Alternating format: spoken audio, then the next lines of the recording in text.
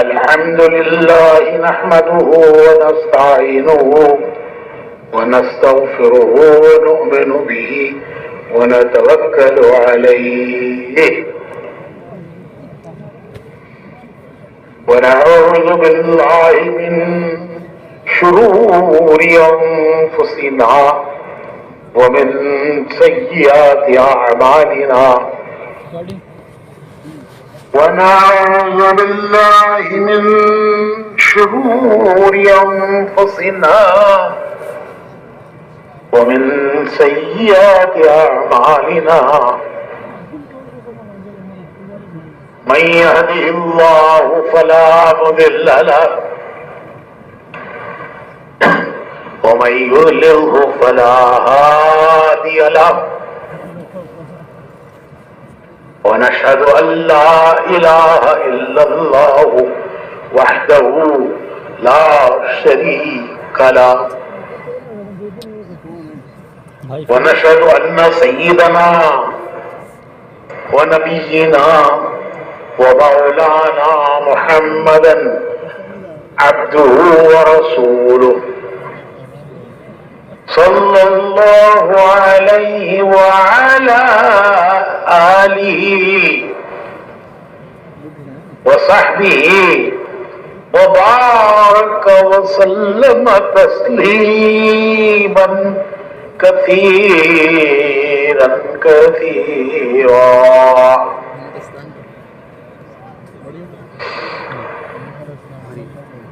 اما بعد،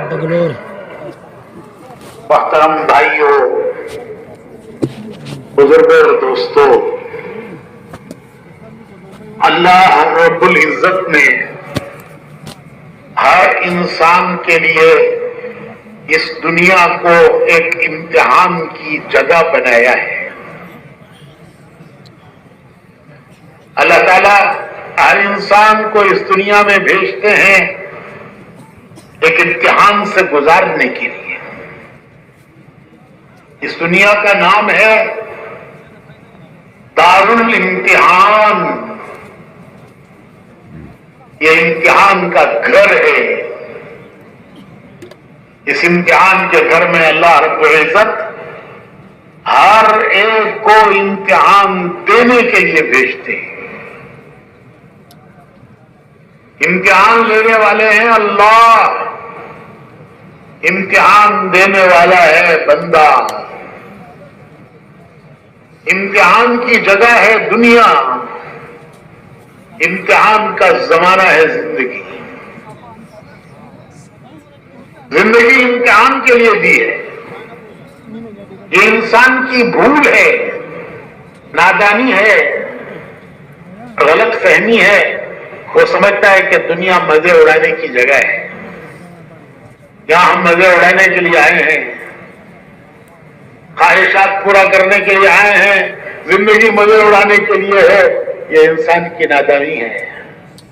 بنانے والا کہہ رہا ہے کہ میں نے امتحان کے لیے بنائی ہے. دنیا امتحان کے لیے بنائی ہے اور اس دنیا میں تمہیں امتحان دینے کے لیے بھیجا ہے.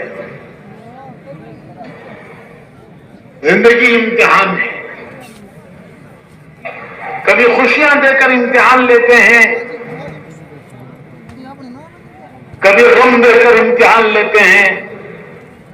صحت بھی امتحان ہے، بیماری بھی امتحان ہے، جوانی بھی امتحان ہے، بڑھاپا بھی امتحان ہے. کبھی حالات اچھے لا کر امتحان لیتے ہیں، کبھی حالات بگاڑ کر امتحان لیتے ہیں. سب کا لیتے ہیں. دینداروں کا بھی لیتے ہیں، بے دینوں کا بھی امتحان لیتے ہیں. یہ نہیں ہے کہ صرف گناہگاروں کا امتحان ہے، دینداروں کا بھی امتحان ہے. اچھوں کا بھی امتحان لیتے ہیں، پروں کا بھی امتحان لیتے ہیں. نبیوں کا امتحان لیا، نبیوں کو امتحان سے گزارا کہ یہ امتحان کی جگہ ہے. حضرت ابراہیم علیہ السلام اللہ کے خلیل ہیں، ان کو اللہ نے اپنا خلیل پکارا کہ زمین پر میرا دوست ابراہیم فرشتوں سے اللہ کہتے ہیں خالق کائنات. کوئی بڑا آدمی کہتے یہ میرا دوست ہے، فلاں آدمی میرا دوست ہے، تو وہ خوشی سے پھولے نہیں سماتا کہ دیکھو فلاں نے مجھے اپنا دوست کہا ہے. اور یہاں خالق کائنات، رب کائنات فرشتوں سے کہہ رہے ہیں کہ زمین پر میرا دوست کون؟ ابراہیم. کتنا بڑا مقام ہے. لیکن دوست کو بھی امتحان سے گزارا، امتحانوں سے گزارا، ایک نہیں کئی امتحانوں سے گزارا. قرآن کریم میں ہے وَإِذِ ابْتَلَىٰ إِبْرَاهِيمَ رَبُّهُ بِكَلِمَاتٍ فَأَتَمَّهُنَّ. وَإِذِ ابْتَلَىٰ إِبْرَاهِيمَ رَبُّهُ بِكَلِمَاتٍ فَأَتَمَّهُنَّ. ہم نے ابراہیم کو امتحانات سے گزارا. ابتلا کہتے ہیں آزمائش، جس چیز سے آزمایا جائے. اللہ پاک فرماتے ہیں ہم نے امتحانوں سے ابتلا وَإِذِ ابْتَلَىٰ إِبْرَاهِيمَ رَبُّهُ بِكَلِمَاتٍ فَأَتَمَّهُنَّ. انہیں امتحانوں سے گزارا اور وہ تمام امتحانات میں کامیاب اترے، پورے کامیاب اترے. تو دوستوں کا بھی امتحان لیتے ہیں. صرف گناہگاروں کا امتحان نہیں ہے، دوستوں کا بھی امتحان ہے. صحت بھی امتحان ہے اور بیماریاں لا کر کے بھی امتحان لیتے ہیں. حضرت ایوب علیہ السلام بڑے نبیوں میں ہیں. ان کا صبر مشہور ہے، صبر ایوبی محاورہ ہے کہ ایوب علیہ السلام کا صبر، نبیوں میں صبر کرنے والے کرنے کے لیے آئے ہیں، زندگی مزے اڑانے کے لیے ہے. یہ انسان کی نادانی ہے.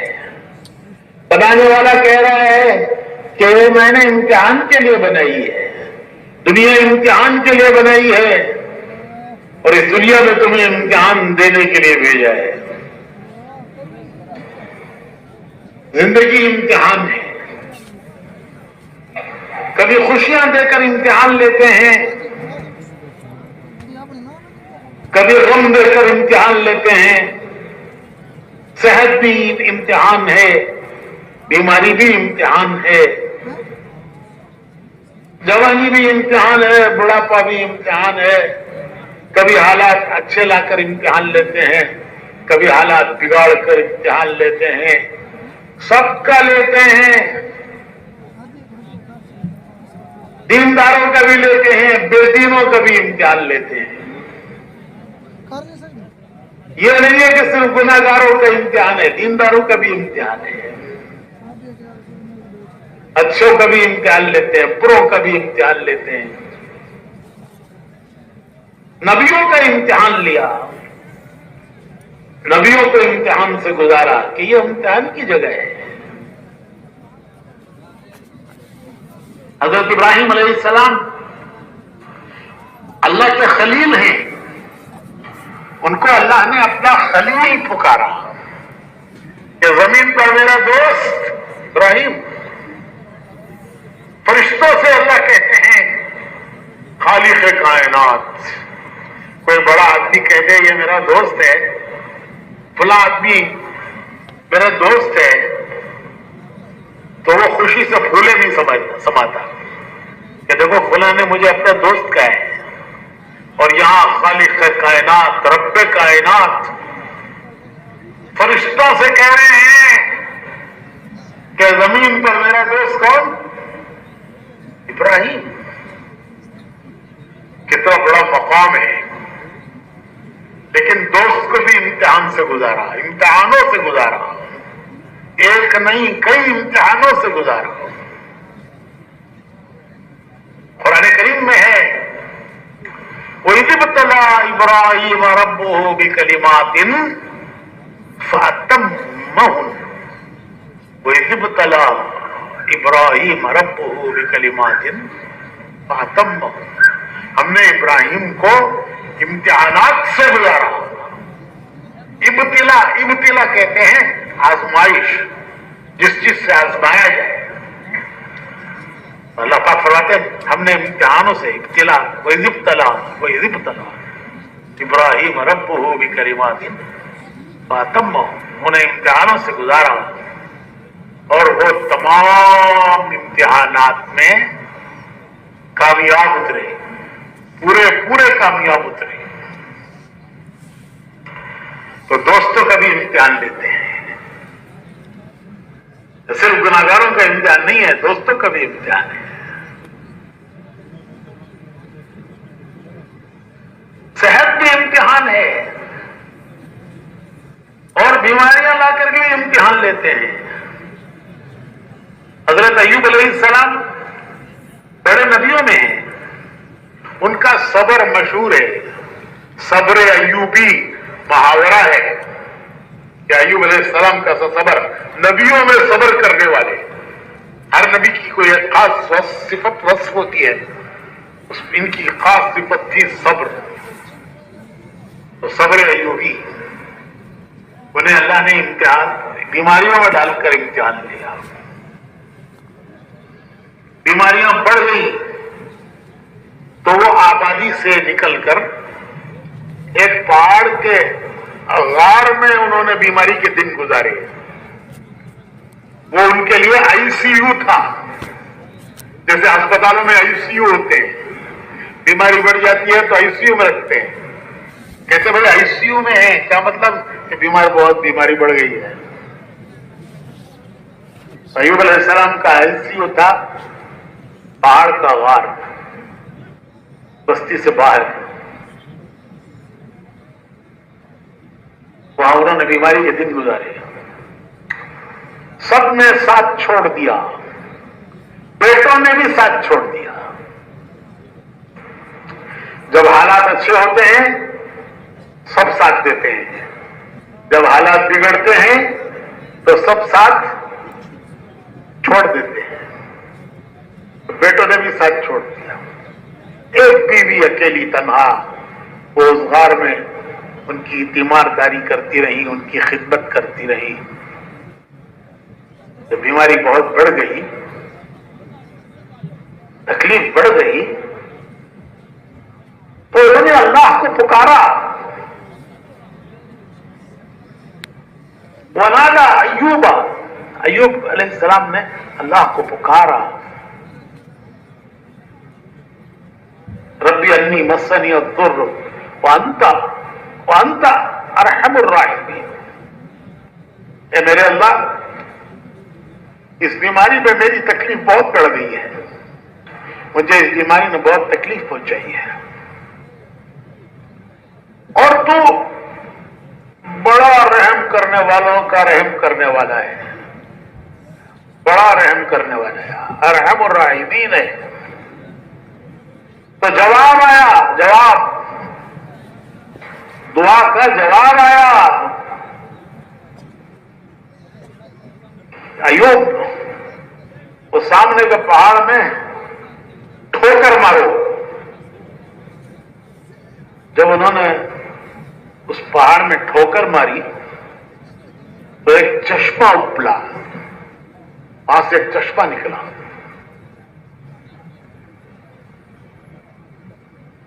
जैसे इस्माइल अलैहिस्सलाम की एड़ियों की रगड़ से जमजम निकला, तो अय्यूब अलैहिस्सलाम की ठोकर से चश्मा निकला। और अल्लाह ताला ने हुक्म दिया कि इस चश्मे से नहाओ और इसका पानी पियो। जब उन्होंने नहाया और उसका पानी पिया तो सब बीमारियां दूर हो गई। वो चश्मा आज भी है, वो गार भी है, वो चश्मा भी है। तुर्की में एक शहर है उर्फा, उस शहर के पास पहाड़ों में वो गार है, वो चश्मा है। तो लोग वहां का पानी कैनों में भर भर के ले जाते हैं कि इसकी बरकत से हमारे बीमार अच्छे हो जाएंगे। पीते भी हैं, कैनों में भर के ले भी जाते हैं। तो हमने भी पिया, پانی ہم نے بھی پیا، ایسا ٹھنڈا میٹھا پانی کہ آپ کا اقوا پینا چھٹ مارتا ہے، اس کے سامنے یہ بوتلوں کا پانی چھٹ مارتا ہے، ایسا ٹھنڈا میٹھا پانی۔ تو نبیوں کو امتحانات سے گزارا۔ ایک صاحب مجھ سے کہنے لگے کہ صاحب کیا بتائیں، ہمارے یہاں کے فلاں کارکن بڑے اچھے کام کرنے والے، کیسی قربانیاں دینے والے، پیدل جماعتوں میں پھرے، ملکوں میں گئے، 4 مہینے کتنی مرتبہ لگائے، نیک آدمی، پرہیزگار، نمازی، پرہیزگار، ذکر دعا کرنے والے۔ مولوی صاحب ان کو کرونا ہو گیا، تعجب سے کہنے لگے ان کو کرونا ہو گیا۔ ارے یہ تو بھائی دنیا ہے، یہاں سب کو ہوگا، وہ تو جنت ہے جہاں کوئی کرونا نہیں ہے، نہ وہاں کوئی کووڈ ہے، نہ وہاں کوئی کرونا ہے، وہ تو مزے اڑانے کی جگہ ہے، خواہشہ پوری کرنے کے لیے اللہ نے دنیا نہیں بنائی ہے، جنت بنائی ہے۔ یہاں امتحان سے ہو جاؤ اور وہاں اللہ کی نعمتوں میں داخل ہو جاؤ۔ جب روح نکالنے کے لیے فرشتے آئیں گے، جب فرشتے روح لے نکالنے کے لیے آئیں گے تو کہیں گے ارجعی الی ربک راضیۃ مرضیہ فادخلی فی عبادی وادخلی جنتی۔ فرشتے کہیں گے چل رب کریم کی بارگاہ کی طرف چل، ارجعی الی ربک راضیۃ مرضیہ، چل رب کریم کی بارگاہ کی طرف چل، ایسے رب کی طرف کہ وہ تجھ سے راضی، تو اس سے راضی، راضیۃ مرضیہ، وہ تجھ سے راضی، تو اس سے راضی۔ فادخلی فی عبادی، اس کے نیک بندوں میں داخل ہو جا اور اس کی جنت میں داخل ہو جا۔ حدیث میں شریف میں آتا ہے اس کی روح جسم سے ایسے نکل آئے گی جیسے آٹے میں سے بال نکل آتا ہے۔ تو بھائیوں، زندگی امتحان کی گھڑیاں ہیں۔ یہاں دنیا میں آنے سے پہلے تمام روحوں نے عہد کیا تھا، عالم ارواح کہتے ہیں جہاں روحیں ہیں، قیامت تک آنے والے انسانوں کی روحیں آج ہیں عالم ارواح میں۔ سب روحوں کو اللہ نے ایک ساتھ پیدا کیا، پھر اپنے اپنے وقت پر ان کو جسم دے کر دنیا میں بھیجتے ہیں، لیکن تمام انسان قیامت تک کے آنے والے انسانوں کی روحیں عالم ارواح میں ہیں۔ جب عالم ارواح میں اللہ نے روحوں کو پیدا فرمایا، سب سے ایک عہد لیا، ایک عہد لیا کہ کیا میں تمہارا رب نہیں ہوں؟ اور سب نے اقرار کیا کہ بے شک آپ ہمارے رب ہیں، آپ ہی ہمارے رب ہیں۔ تو اس اقرار کا امتحان دنیا میں ہے، یہاں بیٹھ کر امتحان لیتے ہیں کہ کتنا اس اقرار پر جمتا ہے اور چلتا ہے اور کتنا اس اقرار کو بھلا دیتا ہے۔ عالم ارواح کے اقرار کا امتحان دنیا میں ہے۔ حضرت سیدنا علی رضی اللہ تعالیٰ عنہ فرماتے ہیں کہ عالم ارواح میں جو میں نے اقرار کیا تھا، قالوا بلا، اللہ نے پوچھا کہ میں تمہارا رب نہیں ہوں؟ تو ہم نے سب کی روحوں نے فرعون، حامان، شداد، نمرود، ان سب کی روحوں نے جواب دیا قالوا بلا، بے شک آپ ہمارے رب ہیں۔ تو حضرت علی فرماتے ہیں کہ وہ جو میں نے عالم ارواح میں اللہ سے عہد کیا تھا کہ بے شک آپ ہمارے رب ہیں، وہ مجھے ایسے یاد ہے جیسے میں نے کل کہا ہو، جیسے کل کی کہی ہوئی چیز آدمی کو یاد رہتی ہے، وہ بھولتا نہیں ہے۔ تو حضرت علی فرماتے ہیں کہ میں نے عالم ارواح میں جو اللہ کے سوال پر کہ کیا میں تمہارے رب نہیں ہوں، جو میں نے جواب دیا تھا کہ بے شک آپ ہمارے رب ہیں، قالوا بلا، تو وہ قالوا بلا مجھے ایسا یاد ہے جیسے میں نے کل کہا ہو۔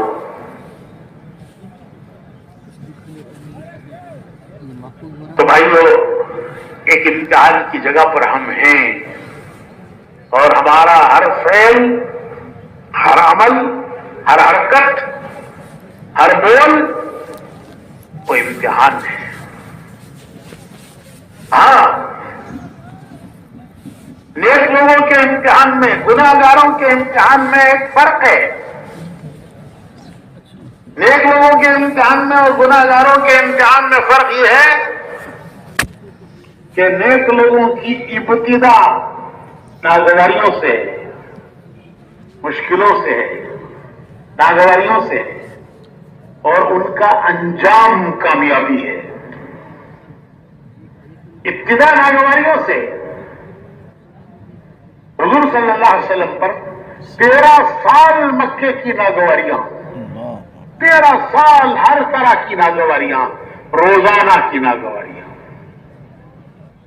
پھر مدینے آئے تو مدینے میں بھی چین سے بیٹھنے نہیں دیا. کبھی بدر ہے، کبھی احد ہے، کبھی خندق ہے، اور انتہا کامیابی ہے. اور نیک لوگوں کی ابتدا مشکلوں سے ہے، ناگواریوں سے ہے، اور انتہا کامیابی. اور گناہگاروں کی ابتدا وہ عیش و عشرت سے ہے، مزے اڑانے سے ہے، عیش و عشرت، مزے اڑانا، اور انتہا ناکامی. اللہ تعالیٰ نے مصر کے تخت پر فرعون کو بھی بٹھایا، یوسف علیہ السلام کو بھی بٹھایا. مصر کے تخت پر فرعون بھی بیٹھا اور یوسف علیہ السلام بھی بیٹھے. یوسف علیہ السلام کی ابتدا ناگواریوں سے، گھر سے نکالے گئے، بھائیوں نے ترکیب کر کے گھر سے نکالا، قافلے کے ہاتھ بیچا، مصر میں لائے گئے تو ان پر الزام لگا. حالانکہ الزام لگانے والی خود ملزم تھی، لیکن الزام ان پہ لگایا اور ان کو جیل خانے میں ڈالا. 10 سال یوسف علیہ السلام نے جیل خانے میں گزارے ہیں. کتنا سال؟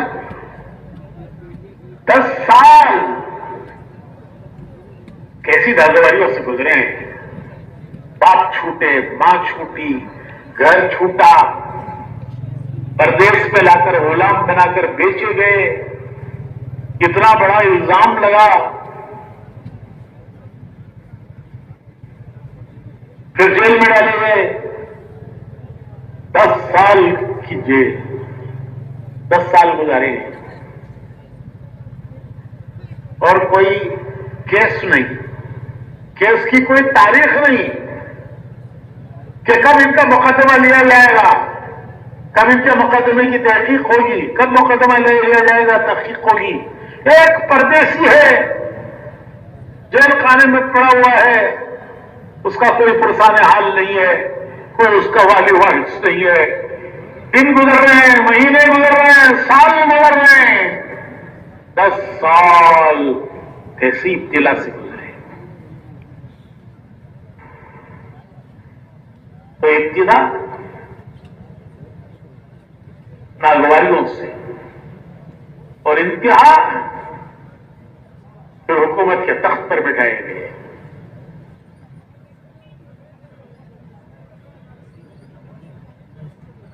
خیات کا زمانہ ایسا آیا کہ پورے عرب میں کہیں اناج نہیں ملتا تھا، صرف مصر میں اناج ملتا تھا. انہوں نے انتظام ایسا کیا کہ پہلے جو 7 سال اناج نکلا اس کو بالیوں میں رکھا اور جتنی کی ضرورت ہوتی تھی اتنا نکالتے تھے. پھر اگلے 7 سال جو قحط کیا ہے پورے عرب میں قحط پڑا. اناج صرف مصر میں ملتا تھا، لوگ اناج لینے کے لیے مصر آتے تھے. ان کے گھر پر بھی حالات آئے، گھر پر حالات آئے.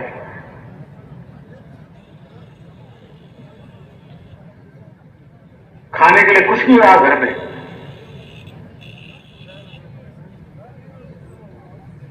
تو ان کے ابا نے کہا جاؤ مصر میں اناج ملتا ہے، وہاں سے اناج لے کر آؤ. تو اناج لینے کے لیے مصر آئے. نبی کا گھر، घर में कुछ खाने के लिए नहीं रहा, अनाज सब खत्म हो गया, खेत जल गए, फैर की वजह से सूखा पड़ा। नबी है घर में और ऐसी मुश्किल से जिंदगी गुजर रही है। तो इनके भाई आए, यूसुफ अलैहिस्सलाम तख्त पे बैठे हैं, इनके ऑर्डर से, इनके हुक्म से अनाज मिलता है कि किसको कितना अनाज देना है। तो अनाज देने के लिए कौन आए हैं? भाई आए। जमाना गुजर गया, पता नहीं कितना जमाना गुजर गया, पिछड़े हुए कि भाइयों ने इनको पहचाना नहीं कि ये मिस्र के तख्त पर बैठा हुआ हमारा भाई हो सकता है। हमने तो बेच दिया था, फिर पता नहीं कहां गया। यूसुफ अलैहिस्सलाम अपने भाइयों को पहचान गए, ये मेरे भाई। उन्होंने आकर दरबार में यूसुफ अलैहिस्सलाम से ये कहा कि हम शरीफ घर के लोग हैं, हमारे घर पर बहुत मुश्किल पड़ी है, हमारे खेत सूख गए, हमारे पास घर में खाने के लिए कुछ रहा नहीं, जो कुछ हमारे घर में बचा हुआ था वो समेट कर हम लाए हैं। जो आप हमें अनाज देंगे ये उसकी कीमत नहीं है, जो हमारे पास था वो हम पेश कर रहे हैं, और जो आप हमें अनाज देंगे वो हमारे ऊपर एहसान होगा। तो एक साल अनाज दिया, दूसरे साल ये फरमाया कि फिर आओगे तो फिर अगले साल का देंगे, और अपने भाई को भी एक छोटा, जो तुम्हारा छोटा हुआ है उसे भी लेकर आओ। और जब वो अनाज लेने के लिए दूसरे साल निकलते हैं तो याकूब अलैहिस्सलाम अपने बेटों से कहते हैं कि बेटो जब मिस्र जाओ तो यूसुफ को तलाश करो, मिस्र जाओ तो यूसुफ को तलाश करो, शायद कि अल्लाह मुझे उससे मिलना नसीब करे। भाई कहने लगे कहां का यूसुफ? अरे कहां का यूसुफ? बुढ़ापे में ऐसे ही ख्यालात आते हैं, बुढ़ापे में आदमी को ऐसे ही ख्यालात आते हैं। कहां का यूसुफ? बरसों गुजर गए, घर से बिछड़े हुए बरसों गुजर गए, ये भी पता नहीं जिंदा है कि मर गया, और जिंदा है तो कहां है। और ये देखो बूढ़े मियां कह रहे हैं यूसुफ को तलाश करो। कहां जाके समंदर में तलाश करेंगे मछली को? तो हज़रत यूसुफ अलैहिस्सलाम कहते हैं कि बेटो, मेरे बेटो, मैं अल्लाह की रहमत से मायूस नहीं हूं, मैं अल्लाह की रहमत से मायूस नहीं हूं। मुझे अल्लाह मेरे यूसुफ से मिलना नसीब करेगा, उससे मिलना मुझे नसीब करेगा अल्लाह। जाओ तुम तलाश करो, मैं अल्लाह की रहमत से मायूस नहीं हूं। उलमा ने लिखा है कि एक मोमिन का काम यह है, एक मोमिन का काम यह है कि हालात पहाड़ों की तरह हो, समंदरों की तरह गहरे हो, तो भी वो अल्लाह की रहमत पर उम्मीद रखे, भरोसा रखे, कभी उम्मीद न छोड़े कि मालिक बड़ा मेहरबान है, हमारा मौला बहुत मेहरबान है, बड़ा मेहरबान मालिक है। तो हालात अल्लाह से मांगना नहीं है, अल्लाह से आफियत मांगनी है। एक साहबी आए हुजूर की खिदमत में, बड़ा बुरा हाल था।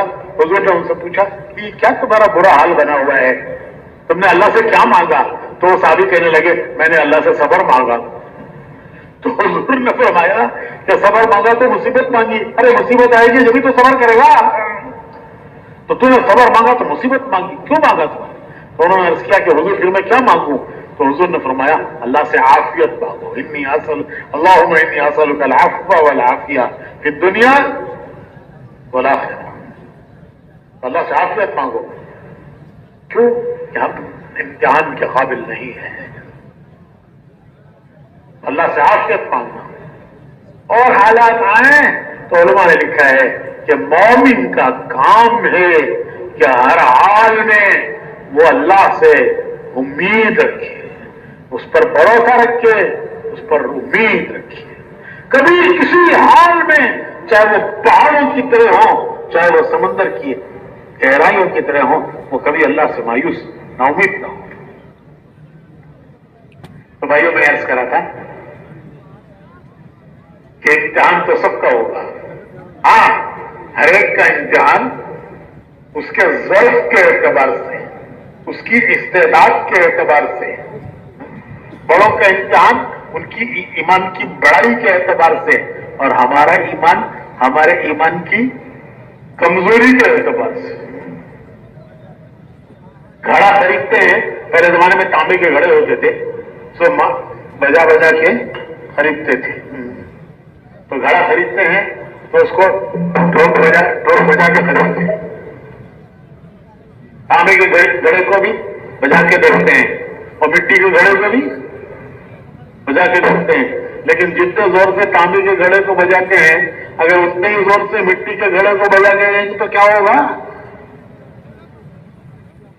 جتنے زور سے تانبے کے گھڑے کو بجا کے دیتا ہے، اگر اتنے ہی زور سے مٹی کے گھڑے کو بجائیں گے تو کچھ بھی نہیں بچے گا. وہ گھڑے اتنا بج جائے گا، بچے گا ہی نہیں کچھ. تو اللہ پاک بھی بجاتے ہیں، بجا کے دیکھتے ہیں، ہر ایک کو اس کے ظرف کے اعتبار سے، ہر ایک کو اس کے ظرف کے اعتبار سے. بڑوں کا امتحان بڑا تھا، ہمارا امتحان مٹی کے گھڑے کا امتحان ہے.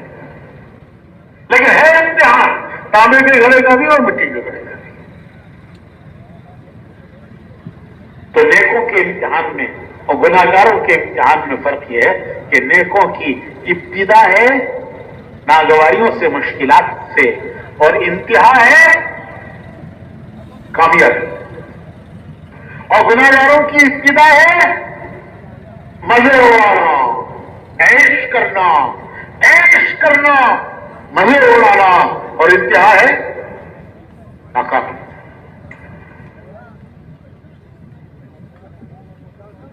پنجرا خریدتے ہیں پرندے کے لیے بھی، اور پنجرا خریدتے ہیں چوہے کے لیے بھی. ایک پرندہ خریدتے ہیں پرندے کے لیے، طوطا، پرندہ، چڑیا، طوطا،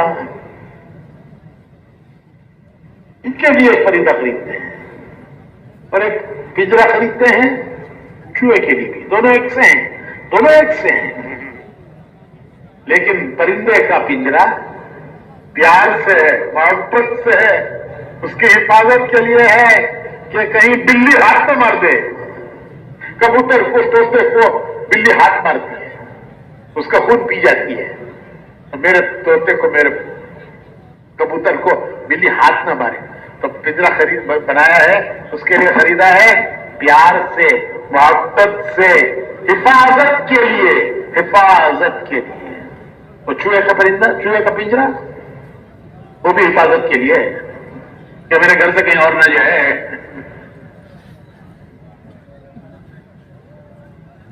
چوہے کا پنجرا ہلاکت کے لیے، اور پرندے کا پنجرا، پرندے کا پنجرا حفاظت کے لیے، چوہے کا پنجرا ہلاکت کے لیے. اسے بھی کھلاتے ہیں، اسے بھی کھلاتے ہیں.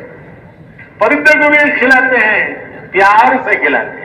اس کی آواز پیاری ہے، اس کی پکار پیاری ہے، اسے بھی کھلاتے ہیں.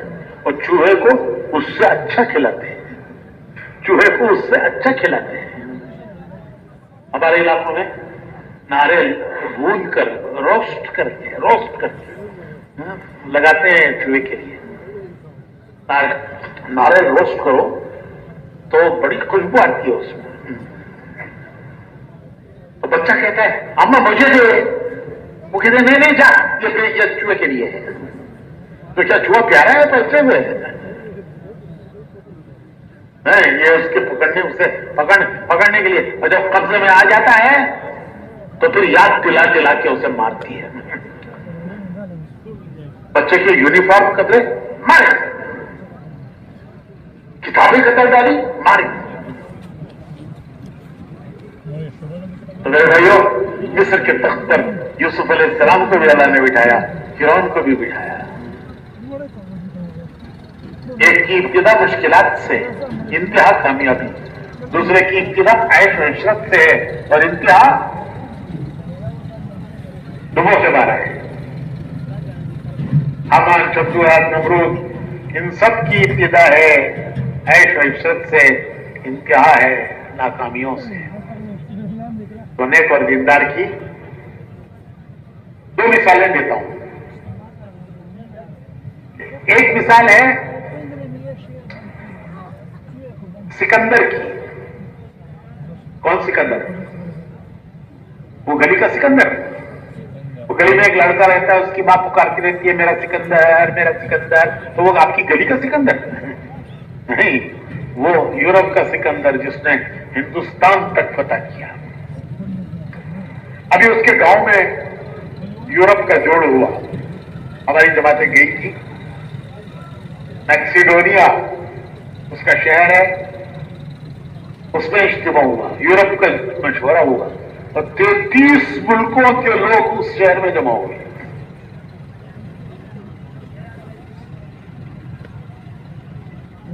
تو وہ سکندر جس نے ہندوستان تک فتح کیا، بڑے بڑے بادشاہوں کو شکست دی، ان کو تختوں سے اتارا، ان کے ہزاروں سال کے جمع کیے ہوئے ان کے باپ دادا سکڑ دادا کے زمانے کے خزانے، خاندانی خزانے جو ان بادشاہوں نے جمع کر رکھے تھے، وہ سکندر نے لوٹ لیے۔ بڑی بڑی کوئی فوج اس کے سامنے ٹھہر نہیں سکی۔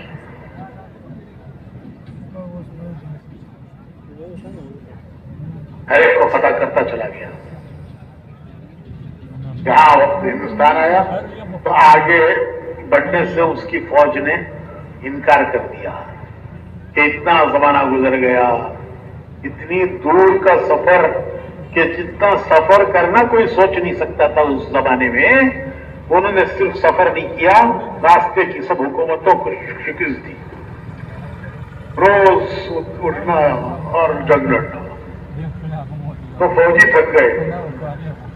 پیدل جماعت نہیں کہ روز اٹھنا اور تعلیم کرنا، روز اٹھنا اور جنگ لڑنا، تو فوجی تھک گئے۔ انہوں نے کہا کہ ہم آگے نہیں بڑھیں گے، اور جب وہ آگے نہیں بڑھیں گے تو یہ اکیلا کیا کرے گا؟ تو اس نے بھی واپسی کا ارادہ کیا اور واپسی پر اسے موت آئی۔ جب موت کے آثار آئے، بہت سمجھدار تھا،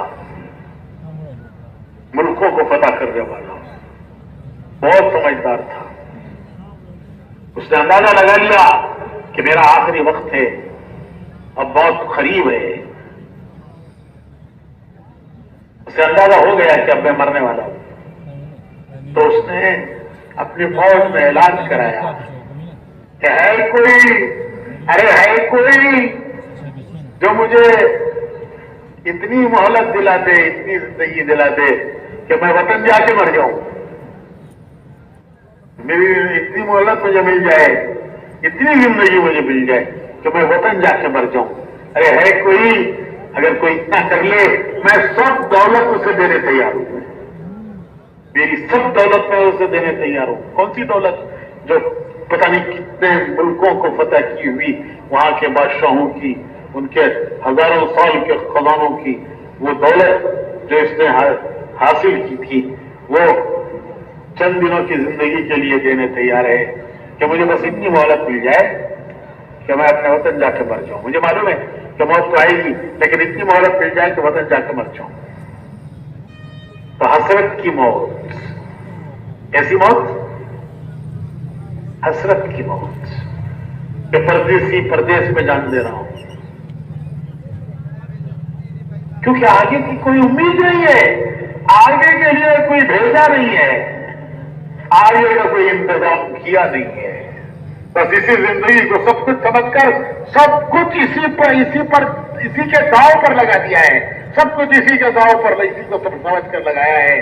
آگے کی کوئی انتظام نہیں ہے، آگے کے لیے کچھ بھیجا نہیں ہے۔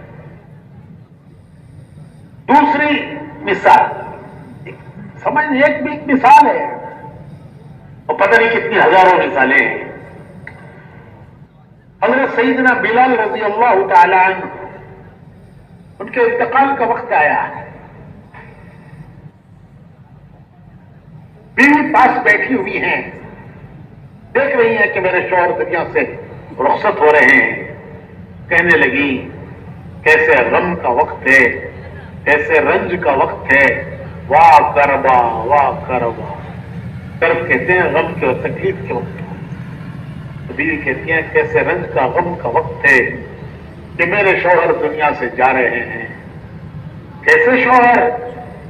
مسجد نبوی کے مؤذن، اسلام کے پہلے مؤذن، اسلام کے پہلے مؤذن، حضور کے ہر وقت کے قاضی، وہ دنیا سے جا رہے ہیں. اس سے زیادہ رنج کا غم کا کیا وقت ہوگا؟ تو بلال رضی اللہ تعالیٰ عنہ سنتے ہیں، بیوی کی بات سن کر کہتے ہیں تو غلط کہہ رہی ہے، یہ رنج و غم کا وقت نہیں ہے، یہ خوشی کا وقت ہے، یہ خوشی کا وقت ہے. تھوڑی دیر میں دنیا سے رخصت ہونے والا ہوں، میں تھوڑی دیر میں دنیا سے جاؤں گا. میرے آقا محمد الرسول اللہ صلی اللہ علیہ وسلم میرے انتظار میں ہیں، وہ میرے انتظار میں ہیں. کیا آج کون آ رہا ہے؟ آج بلال آ رہا ہے، آج بلال آ رہا ہے. میرے دوست، ان کے دوست کون؟ حضور کے صحابہ، وہ میرے انتظار میں ہیں کہ آج کون آ رہا ہے؟ آج بلال آ رہا ہے. میرے دوست میرا انتظار کر رہے ہیں، صحابہ. میرے آقا محمد رسول اللہ صلی اللہ علیہ وسلم میرا انتظار کر رہے ہیں کہ آج بلال آ رہا ہے. جیسے ہمارے بہت سے گھروں میں لوگ باہر کے ملکوں میں کام کرتے ہیں، امارات میں، قطر میں، سعودیہ میں، قطر میں، امارات میں، کویت میں. جب ان کے آنے کا دن ہوتا ہے تو گھر میں کیا خوشیاں ہوتی ہیں کہ آج فلاں آ رہے ہیں. بیوی کہتی ہے آج میرا شوہر آ رہا ہے، باپ کہتا ہے آج میرا بیٹا آ رہا ہے. بیوی کہتی ہے میرا شوہر آ رہا ہے، ماں کہتی ہے آج میرا بیٹا آ رہا ہے، باپ کہتا ہے میرا بیٹا آ رہا ہے. ابھی تھوڑی دیر میں لاہور ایئرپورٹ پہ اترے گا، اسلام آباد ایئرپورٹ پہ اترے گا، اور تھوڑی دیر میں گھر پہنچے گا. گھر میں بریانی پک رہی ہے، گھر میں بریانی پک رہی ہے کہ آج بیٹا آ رہا ہے. شوہر بیوی کے دن شوہر آ رہا ہے، ادھر یہ خوش ادھر وہ خوش کہ تھوڑی دیر میں گھر پہنچوں گا، اور میرا تھوڑا کنبا میرے انتظار میں، خوشیوں میں میرے لیے کھانے تیار کر کے بیٹھا ہوا ہے. تو یہ کیفیت ہے حضرت بلال کی. کہتے ہیں کہ تھوڑی دیر میں، ابھی تھوڑی دیر میں جاؤں گا اور وہاں میرے آقا محمد رسول اللہ صلی اللہ علیہ وسلم وہ میرا انتظار کر رہے ہیں کہ آج میرا بلال آ رہا ہے. صحابہ انتظار کر رہے ہیں کہ آج میں ہمارا بلال آ رہا ہے. تو بھائیو، ابتدا مشقتوں سے، مشکلوں سے. کیا کیا مشقتیں، کیا کیا مشکلیں اٹھائی، وہ تو تاریخ ہے. اور انتہا کامیابی ہے، انتہا کامیابی. دینداروں کی ابتدا ناگواریوں سے، انتہا کامیابی. تھوڑی سی ناگواریاں ہو، گھبرانا نہیں ہے کہ ان سے گزار کر پھر اللہ پاک کو مرحلوں سے لے جاتے ہیں. انشاءاللہ انتہا کامیابی ہے. تو یہ امتحان ہے کہ کون سا راستہ اختیار کرتے ہیں، کون سا راستہ اختیار کرتے ہیں، کس راہ کو اختیار کرتے ہیں. دنیا میں جینے کے دو راستے ہیں، کوئی تیسرا راستہ نہیں ہے. دو ہی راستے ہیں جینے کے، دو راستے دنیا میں زندگی گزارنے کے، دو راستے. ایک راستہ ہم دیکھیں گے کہ ہمارا مالک کیا چاہتا ہے، ہم نہیں دیکھیں گے ہمارا جی کیا چاہتا ہے، ہم نہیں دیکھیں گے زمانہ کیا چاہتا ہے، ہم نہیں دیکھیں گے دنیا والے کیا چاہتے ہیں، ہم نہیں دیکھیں گے کہ ہمارا نفس کیا چاہتا ہے، دنیا والے کیا چاہتے ہیں، زمانہ کیا چاہتا ہے، زمانہ کیا کر رہا ہے. लोग कहते हैं जमाने को देख के चलो, हालात को देख के चलो। नहीं, हम तो हुक्म को देख के चलेंगे। हम नहीं देखेंगे दुनिया क्या चाहती है, जमाना क्या चाहता है, हम देखेंगे हमारा मालिक क्या चाहता है, क्योंकि हमने उसको मालिक माना है। हमने अहद किया है ला इलाहा इल्लल्लाह मुहम्मदुर रसूलुल्लाह, ये हमने अहद किया है। हमारे पैदा होने होते ही सबसे पहले हमारे एक कान में अजान दी गई है, हमारे एक कान में इकामत पड़ी गई है कि तुम्हारे दुनिया में, तुम दुनिया में आए हो, यहाँ जीने का ये रास्ता है, ये रास्ता है, ये तुम्हारी जिंदगी का दस्तूर है, ये तुम्हारी दुनिया में जीने का रास्ता है। एक कान में सबसे पहले अजान दी गई, एक कान में इकामत पड़ी गई। ये इसको सामने रखकर दुनिया में जीना है कि हमसे अहद लिया गया है, आलम अरवाह से लिया गया है और याद दिलाया गया है। दुनिया में आते ही अहद लिया गया, आलम अरवाह में दुनिया में आते ही याद दिलाया गया कि इस अहद को याद रख के चलो, ये रास्ता है तुम्हारे दुनिया में जीने का। तो दुनिया में जीने के दो रास्ते हैं, एक रास्ता ये है क्या, एक रास्ता ये है कि आदमी अपनी ख्वाहिशात को देख के चले। क्या करेंगे, जो करेंगे, क्या करेंगे, वो करेंगे जो हमारा जी चाहता है, वो करेंगे जो हमारा जी चाहता है। नहीं, हमने एक अहद किया है, हम वो करेंगे जो हमारा रब चाहता है। मौलाना इलियास साहब रहमतुल्लाह अलैह फरमाया करते थे कि ये मेहनत जी चाही से निकलने की है और रब चाही की तरफ आने की है। ये सारी मेहनत जो हो रही है, ये सारी मेहनत जी चाहियों से, फरमाया करते जी चाहियों से निकलने की है। अरे भाई, जी क्या नहीं चाहता, क्या नहीं चाहता, जी क्या नहीं चाहता, तो सब चाहता है, सब चाहता है, लेकिन ख्वाहिश कोई एक नहीं होती। हजारों ख्वाहिशें ऐसी कि हर ख्वाहिश पे दम निकले, एक एक पे दम निकलता है। ऐसी हजारों हैं, हजारों ख्वाहिशें ऐसी कि हर ख्वाहिश पे दम निकले। बहुत निकले मेरे अरमान, लेकिन फिर भी कम निकले। आदमी एक एक अरमान पर अपनी जिंदगी लगा देता है और वो अरमान पूरे नहीं होते, वो उन्हीं अरमानों को लेकर जमीन के सीने में दफन हो जाता है। अपने अरमानों को अपने सीने के संदूक पे बंद करके जमीन का पैवन बन जाता है। तो एक रास्ता है, और मौलाना इलियास साहब फरमाते थे कि ये सारी मेहनत जी चाहियों से निकलने की है। बहुत कुछ जी चाहता है, उनसे निकलने की है, और रब चाही की तरफ आने की है। जी चाहियों से निकलने की है, रब चाही की तरफ आने की है। तो मेरे भाइयों, ये हमारा रास्ता नहीं है। हम नहीं देखेंगे हमारा जी क्या चाहता है, हम नहीं देखेंगे दुनिया क्या चाहती है, हम नहीं देखेंगे जमाना क्या चाहता है, हम देखेंगे हमारा रब क्या चाहता है। हम वो करेंगे जो हमारा रब चाहता है, हम वो नहीं करेंगे जो हमारा जी चाहता है। क्यों? कि हमने बंदगी का इकरार किया है, अपने अल्लाह से बंदगी का इकरार किया है कि तू हमारा रब है, हम तेरे बंदे हैं, हम तेरे बंदे हैं। बंदगी बहुत बड़ा एजाज है। अरे अल्लाह कहे मेरा बंदा, अल्लाह कहे मेरा बंदा, कितना बड़ा एजाज है हमारा कि अल्लाह कहे मेरा बंदा।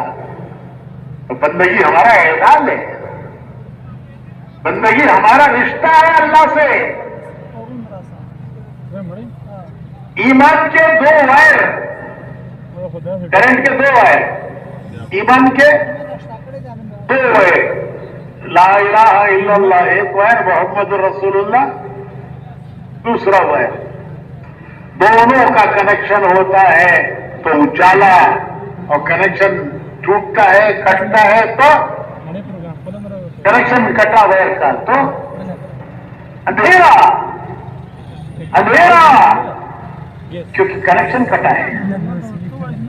तो दुनिया अंधेरे में जी रही है, अंधेरों में जी रही है। क्यों? कि मालिक से कनेक्शन कटा है, खालिक कायनात से, पैदा करने वाले से कनेक्शन कटा है। वायर का कनेक्शन कट गया, अंधेरा, मालिक से कनेक्शन कट गया, दुनिया अंधेरों में जी रही है, अंधेरों में जी रही है।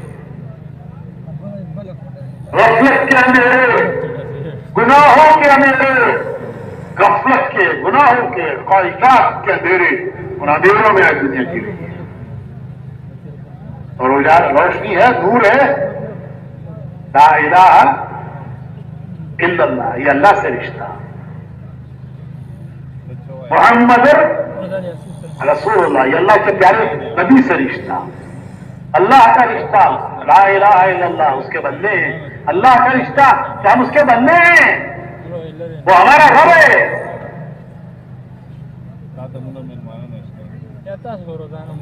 अल्लाह ताला फरमाते हैं कि मेरे प्यारे नबी, अगर मेरे बंदे आपसे पूछें कि हमारा अल्लाह कहां है, आपसे अगर मेरे बंदे पूछें हमारा अल्लाह कहां है, वो अल्लाह जिसके सामने हम हाथ डाल के खड़े होते हैं,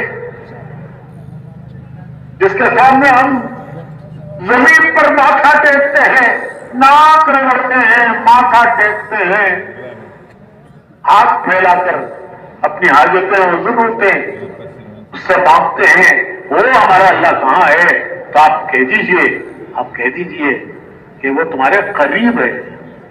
वो इज़ा सअलका इबादी अन्नी, अगर मेरे बंदे आपसे मेरे बारे में पूछें तो कह दीजिए फ़इन्नी करीब, वो तुम्हारे करीब है, तुम्हारे करीब है। कितना करीब है, कितना करीब है, वनहनु अक़रबु इलैहि मिन हब्लिल वरीद, वो तुम्हारी जान की रग से ज्यादा करीब है। यानी जितनी तुम्हारी जान तुम्हारे करीब है उससे ज्यादा तुम्हारा अल्लाह तुम्हारे करीब है। मेरे बंदे मुझसे मांगो, उसी मुताबिक दाई इज़ा दान, उससे मांगो, मैं तुम्हारी पुकार सुनता हूं, तुम्हारी पुकार सुनता हूं, तुम्हारी हाजत पूरी करता हूं। मुझे मुदावत दाई इज़ा दान फलयस्तजीबू ली वलयुमिनू बी लअल्लहुम यरशुदून, तुम्हारी पुकार सुनता हूं और तुम्हारी दुआएं कबूल करता हूं, तुम्हारी हाजत पूरी करता हूं। किसी जबान में मांगो, नमाज में तो कुरान पढ़ना है, लेकिन दुआ वो किसी जबान में मांगो, वो तुम्हारे दिल की धड़कनें सुनता है, दिल की आवाज सुनता है, दिल की धड़कनें सुनता है। मोमिन की दुआ रद्द नहीं होती, मोमिन की दुआ कभी रद्द नहीं होती। दुआ के कबूल होने के 3 तरीके हैं। एक तरीका दुआ के कबूल होने का यह है कि जो मांगा मिल गया, जो मांगा वो मिल गया।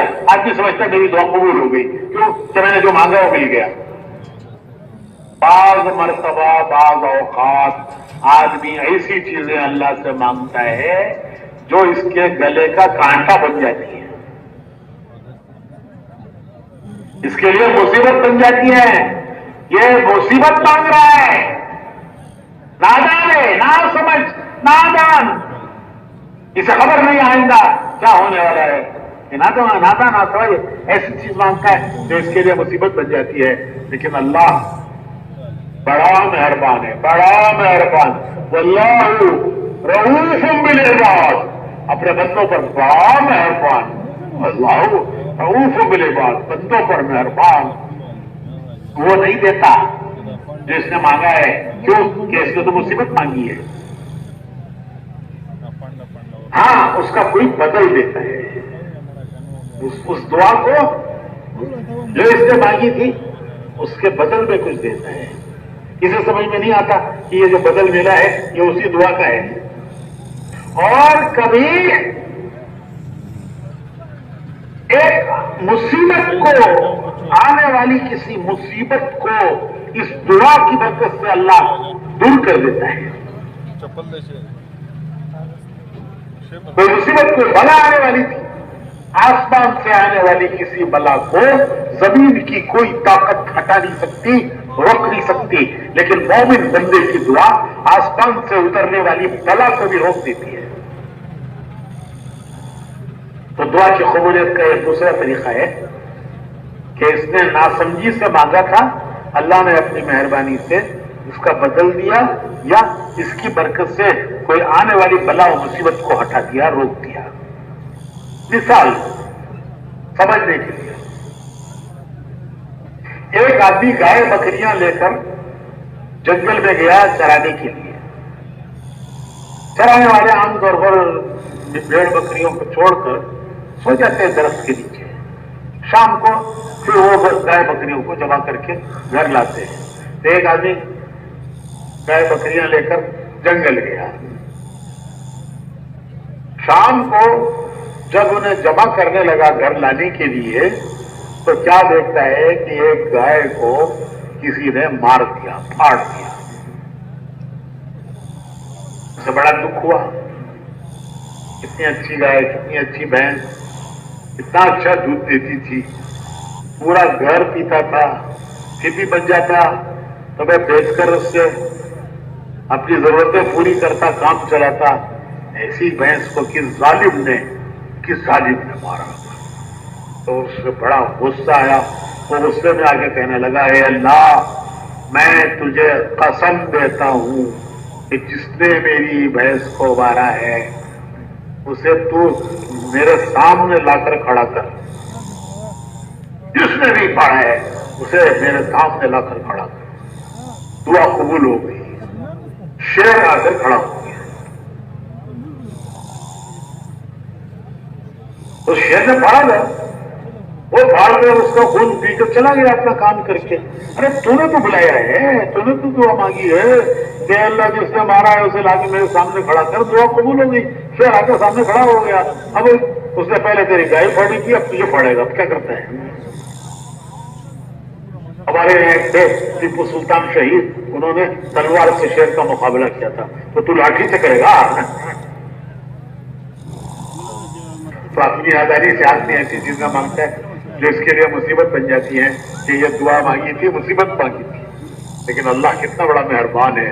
اللہ رؤوف بالعباد، اپنے بندوں پر بڑا مہربان.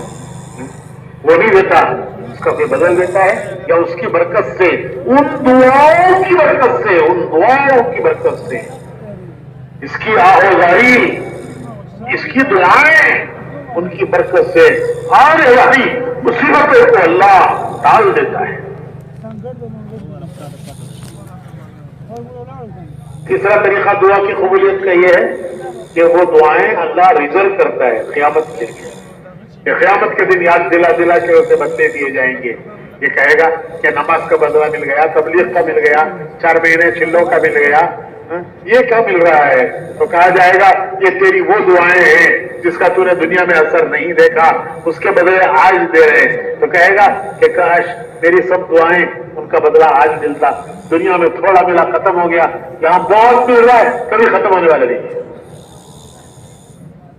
تو مہربان مالک، مہربان مالک، مہربان مالک، ہم اس کے بندے ہیں، ہم اس کے بندے ہیں. بندے کے معنی، بندے کے معنی ماننے والا، ماننے والا. نہیں ماننے والے کو کہتے باغی، ماننے والے کو کہتے بندہ. بیٹا باپ کی نہ مانے، بیٹا باپ کی نہ مانے تو باپ غصے میں آگے کہتا ہے میرا بیٹا میرا باغی ہے، میری سنتا نہیں ہے، میری مانتا نہیں، باغی ہے میرا بیٹا.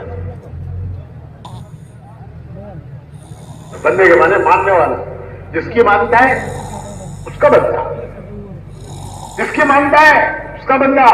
نفس کی مانے تو نفس کا بندہ، دنیا کی مانے تو دنیا کا بندہ، زمانے کی مانے تو زمانے کا بندہ، بیوی کی مانے تو میں نہیں بولتا، جس کی مانے اس کا بندہ. ہم کس کے بندے؟ نفس کے بندے نہیں، زمانے کے بندے، دنیا کے بندے. ہماری بلا سے دنیا کدھر جا رہی ہے ہم نہیں دیکھیں گے. ہم دیکھیں گے کہ ہمارا رب کدھر جانے کہتا ہے. ہم اس کے بندے، ایک کے بندے، ایک کے بندے. لا الہ الا اللہ. پھر امتی رسول اللہ صلی اللہ علیہ وسلم کے ان کا طریقہ دیکھیں گے. ان کا طریقہ دیکھیں گے، ان کا طریقہ دیکھیں گے، کیوں کہ اللہ کو ان کے طریقے محبوب ہیں، ان کی ہر چیز میں وہ اللہ کے محبوب، وہ اللہ کے محبوب، ان کی ہر چیز اللہ کو محبوب، جو ان کی راہ چلے گا وہ بھی اللہ کو محبوب ہوگا۔ ایک قصہ سناتا ہوں، فرعون نے موسیٰ علیہ السلام کے جادو سے مقابلے کے لیے پورے ملک کے جادوگر بلائے، پورے ملک میں اعلان کیا کہ جو موسیٰ کو ہارون کو شکست دے وہ میرا درباری مقرب بنے گا۔ تو بڑے جادوگر پورے ملک کے جمع ہوئے اور ایک میدان میں دونوں جمع ہو گئے، مصر کے جادوگر اور موسیٰ علیہ السلام اور ہارون علیہ السلام۔ تو جادوگروں نے موسیٰ علیہ السلام سے پوچھا کہ پہلے کرتب آپ دکھائیں گے یا پہلے کرتب ہم دکھائیں گے؟ تو موسیٰ علیہ السلام نے فرمایا پہلے کرتب تم دکھاؤ۔ وہ پورے ملک کے جادوگروں نے جو کرتب دکھائے تو میدان بھر گیا سانپوں، اژدھوں اور خونین سانپوں سے، اژدھوں سے۔ تو موسیٰ علیہ السلام بھی تھوڑی دیر کے لیے ذرا گھبرائے کہ اتنوں کا مقابلہ اب دو کیسے کریں گے؟ تو اللہ نے فرمایا کہ میں تمہارے ساتھ ہوں، کہا نہیں تھا کہ میں تمہارے ساتھ ہوں، ڈالو اپنا عصا۔ انہوں نے اپنا عصا ڈالا اور وہ عصا سب کھا گیا، وہ عصا سب کھا گیا۔ جب جادوگروں نے دیکھا کہ پورے ملک کے جادوگروں کو ان دو نے، موسیٰ علیہ السلام اور ہارون علیہ السلام نے، ان دو نے شکست دی ہے، اور جب یہ فتح ہوئی تو شکرانے میں، اس کے شکر میں موسیٰ علیہ السلام، ہارون علیہ السلام دونوں وہیں میدان میں سجدے میں گر گئے کہ اللہ نے ہمیں پورے ملک کے جادوگروں پر فتح دی۔ تو دونوں سجدے میں گر گئے۔ جب جادوگروں نے دیکھا کہ یہ ہم پر فتح پانے والے ہیں، پورے ملک کے جادوگروں پر فتح پانے والے، وہ کسی کے آگے ماتھا ٹیک رہے ہیں، تو وہ جادوگر بھی ان کی نقل میں سجدے میں گرتے ہیں، ان دونوں کی نقل میں وہ بھی سجدے میں گرتے ہیں۔ جب سجدے سے اٹھے ہیں، جب سجدے سے اٹھے ہیں تو اللہ نے ان جادوگروں کے سینوں کو ایمان سے بھر دیا، ان جادوگروں کے سینوں کو ایمان سے بھر دیا۔ جب سجدہ کیا ہے تو جادوگر تھے، جب سجدے سے سر اٹھایا ہے تو اولیاء عارفین کاملین میں ہو گئے۔ علماء کہتے ہیں کہ موسیٰ علیہ السلام، ہارون علیہ السلام کی نقل کرنے والوں کو جب اللہ یہ دیتا ہے تو حضور کے نقل کرنے والوں کو اللہ کیا دے گا؟ موسیٰ علیہ السلام، ہارون علیہ السلام کی نقل کرنے والوں کو جب ان کے سینوں کو اللہ ایمان سے اور معرفت سے بھر دیتا ہے تو حضور کی نقل کرنے والوں کو اللہ پاک کیا کیا نوازے گا۔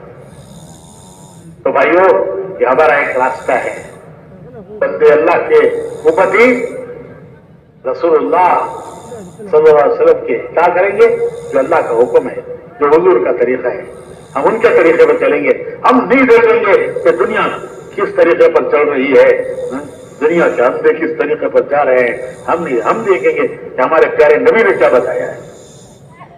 اسے اپنی زندگی میں لانا ہے، اسے اپنی زندگی میں لانا ہے، اور امت کو اس محنت پر لانا ہے جس سے یہ زندگی میں آ جائے۔ اس محنت کو خود بھی کرنا ہے اور امت کو بھی اس محنت پہ کھڑا کرنا ہے جس محنت سے یہ زندگی بنتی ہے، یہ زندگی بنتی ہے۔ دوسروں کو راستے پر لانے کا کام نبیوں کا تھا۔ نبی تو ہوتے ہی تھے راستے پہ، وہ بھیجے جاتے تھے دوسروں کو راستے پر لانے کے لیے، وہ تو راستے پہ ہوتے ہی تھے۔ جس راستے پر وہ ہیں اس راستے پر انسانوں کو لانے کے لیے نبی دنیا میں آتے تھے، وہ دوسروں کو راستے پر لانے کے لیے آتے تھے۔ اب نبی نہیں آئیں گے، ہمارے نبی آخری ہیں، ہمارے نبی آخری ہیں. پھر دنیا کے انسانوں کو راستے پر لانے کا کام، انہیں اندھیروں سے نکال کر لتخرج الناس من الظلمات الى النور، انہیں اندھیروں سے نکال کر روشنی میں لانے کا کام کون کریں گے؟ تو حضور نے فرمایا میری امت کرے گی، میرا امت ہی کرے گا. جو میرا کام وہ میری امت کا کام، جو میرا راستہ وہ میری امت کا راستہ، جو میرا کام وہ میری امت کا کام، جو میرا راستہ وہ میری امت کا راستہ.